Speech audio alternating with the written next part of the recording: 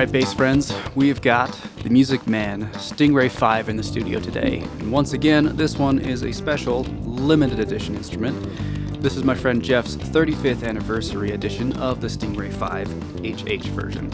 Which, let's be honest, this is just a gorgeous instrument. So we're going to talk all about it. We're going to give the specs, we're going to talk about fit, finish, and build quality, sound, all of it. And at the end, I'll dive into some of my own opinions and thoughts about it as well.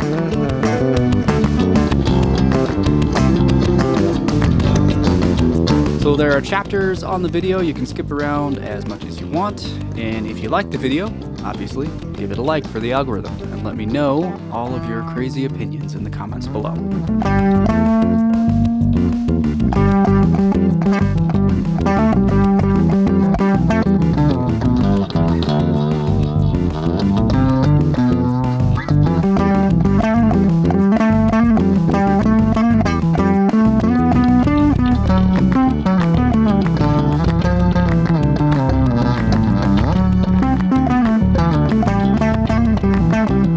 So, let's talk about this bass.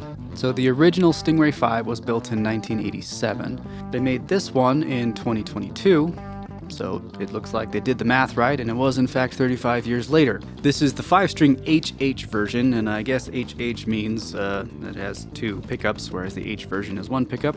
That's one way to do naming conventions, I guess. The body is ash, the top is spalted maple, with also a maple veneer in the middle. And it has a spalted sunburst finish, which is just beautiful. The neck is roasted maple with an ebony fingerboard and copper pearlescent block fret inlays. It has neodymium pickups with gold pole highlights, which is kind of a classy touch. It has an 18-volt 3-band preamp and matte black hardware. And thank goodness, no pickguard. Honestly, it would be a travesty to cover this beauty up with a pickguard. For the 35th anniversary editions, they did 225 single pickup basses and then 25 of the dual pickup version. Once again, Music Man kind of missed an opportunity there with their numbers. They were 3 years early on the Retro 76 to just make it a 50-year anniversary. And with this 35th anniversary, they went with 225 and 25 instead of, 235 and 35. Kind of a missed opportunity there, Music Man, in my humble opinion. The fit and finish on this thing is immaculate, as you would expect out of an instrument in this price range. I was able to find listings for the 1 pickup version of this at roughly $3,800, and I found listings on Reverb for about that much as well, so even on the used market it's still a lot. So I mean, you would expect the utmost quality, and it doesn't disappoint. The frets are as smooth as butter. How rough the fret edges are along here is usually a pretty good indicator of how much attention to detail went into this particular instrument. And the weight of the whole bass is what you would expect out of a standard 5-string bass. It's heavy, but not excessively so. It's got a high gloss finish front to back, including on the neck. For some people that would be a con, but it doesn't bother me at all. The neck feels amazing, and come on, look at that amazing wood grain on the neck. It's just fantastic.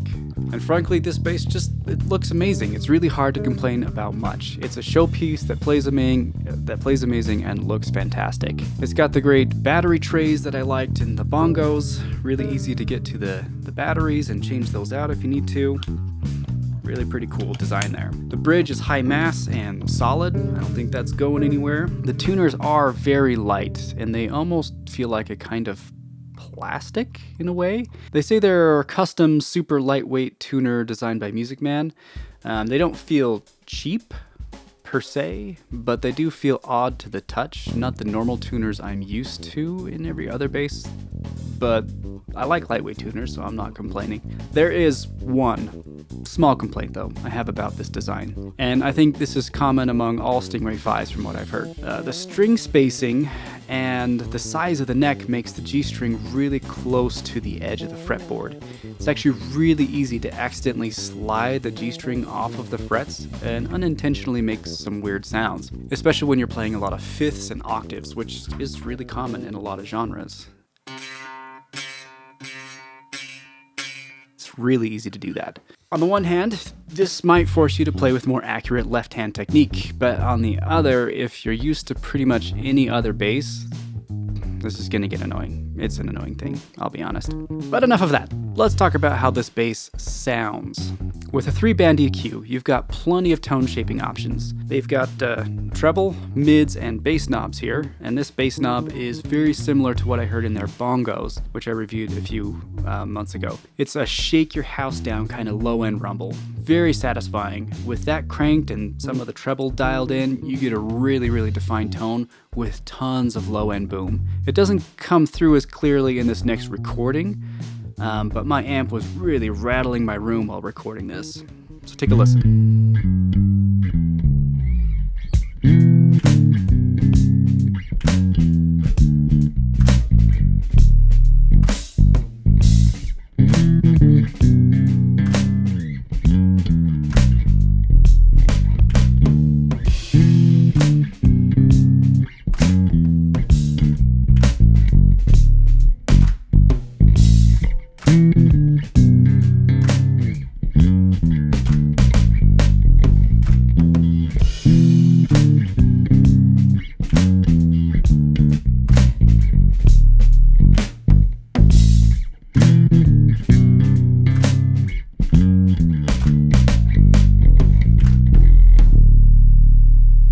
It's got the boom of the bongo. It's also got that really pleasant treble that just works so well on so many things. But of course, I would be remiss if I didn't admit that this is just perfect for thumb slapping tone.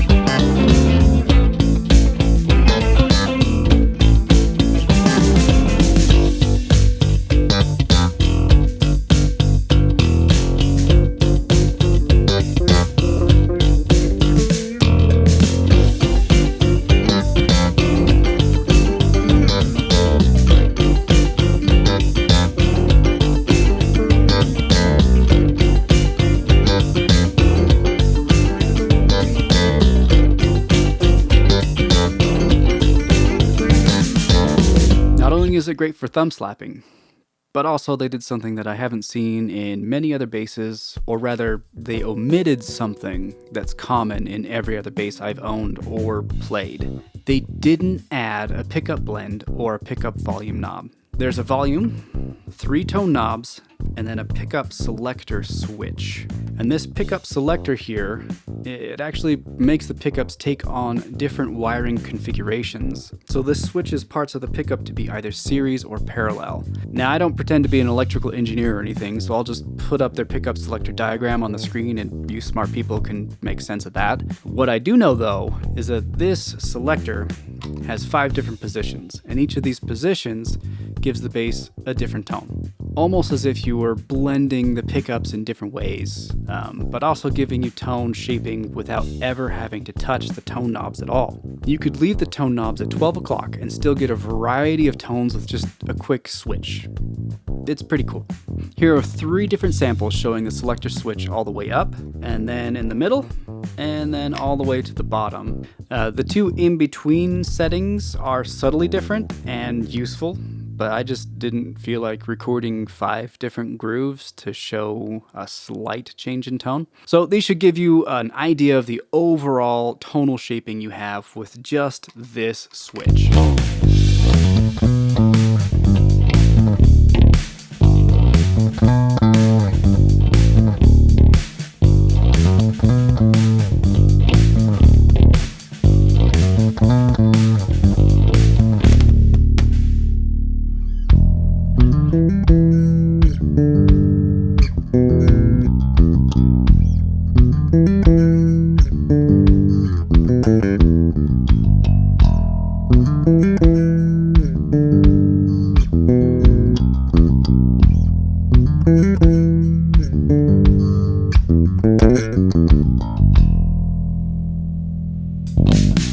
With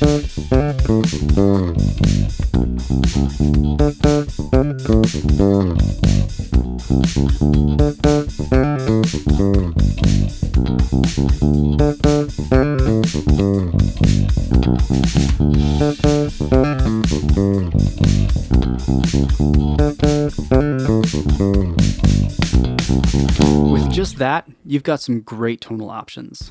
Then you can really start to mess around with the tone knobs and shape things further from there. It really gives you a great tonal palette to work with as you shape your sound to fit your needs and give you some really great tones that fit into a number of different genres and idioms within those genres. I love natural wood tones and basses. I love that each one of these basses is going to look unique because of the unique wood grains in the top here. I think it looks really classy. It plays fantastic, has fantastic tone and shaping options. It does take some getting used to so you don't accidentally pull the G string off the fretboard. But other than that, there's really nothing to complain about on this bass. And let's be honest, that's exactly the kind of thing you'd expect on an instrument of this price range. If you've got a bunch of complaints about a $4,000 instrument, then someone's sending their instrument back and getting a refund. That's just how it goes in this price range. And I also love that it doesn't have a pickguard. It just showcases this beautiful maple top, and it would be a travesty to cover it up. And the gold pickup rods are a really, really cool, classy touch too. And because it's limited edition run, it's significantly more expensive than most other Stingray 5s, by about $1,000. For collectors like my friend Jeff, this is a great addition to any collection. But as a gigging musician, would I take it on the road with me? Honestly, probably not that much. As a bass to leave in the studio or as a collector instrument, I totally see the justification in price. I'm pretty confident that this instrument will only increase in value over time. But this probably wouldn't be my axe of choice at most of my gigs, just because of how limited it is and how much it costs. But that's just me. I play in military bands a lot, and those uniforms rip the backs of basses to shreds. Pretty much all of my basses have marks on the back from those uniforms. So I wish that they had a normal Stingray 5 similar to this. No pickguard, natural wood finish, and sunburst and all of that. But they just don't seem to have any like that in their inventory. They do have some natural wood finishes, but they all have the pickguards. I like a good solid colored bass, but I love natural wood finishes just a lot more. I found that their Sterling line, which is their budget instrument brand, did a Stingray Ray 35 one with natural roasted maple, but that one was also a limited run of a bass, so they only made so many and they're out of stock. So I found one on Sweetwater for around $1,000, which is kind of pricey for Sterling, but it looked pretty cool. And if I had that, I would probably play the heck out of that anywhere. Maybe I need to get my hands on a Sterling Stingray and do some comparisons. I mean, let me know if you're interested in that down in the comments. In the end, this bass is fairly boutique, even for Music Man standards, and it's a fantastic collector's bass that you really could be gigging with if you wanted to, and it would be marvelous. But if it were my bass, I'm not sure it would ever leave the studio. It's too pretty, it's too fantastic and expensive, and I would never want it to get dinged up. And there's nothing wrong with having this as a studio bass. It's a fantastic instrument for recording. So I guess the main takeaway is that I really like this instrument. I like the looks, I like the sound, I like the build quality, but for the price, I don't think I'd take this gigging with me as much as I do my other basses, just to protect my investment in such a limited boutique instrument, which is kind of a shame. So let's hear it for Jeff. First, for letting me borrow yet another one of his rare basses to test out and review, and also, for not worrying about me dinging it up. He's an absolute legend with legendary taste in instruments. So big thanks to you, Jeff. Thank you so much for lending me this one. It's been awesome. So let me know what you think in the comments. Would you get a limited edition Stingray if you had the funds? And then would you gig with it? Let me know. So if you've made it to this point in the video, remember to hit the like button and subscribe so that, the algorithm gods will spread my videos around to other great bassists. Also, links are in the description below for gear I use and for the research I did on this bass and other things.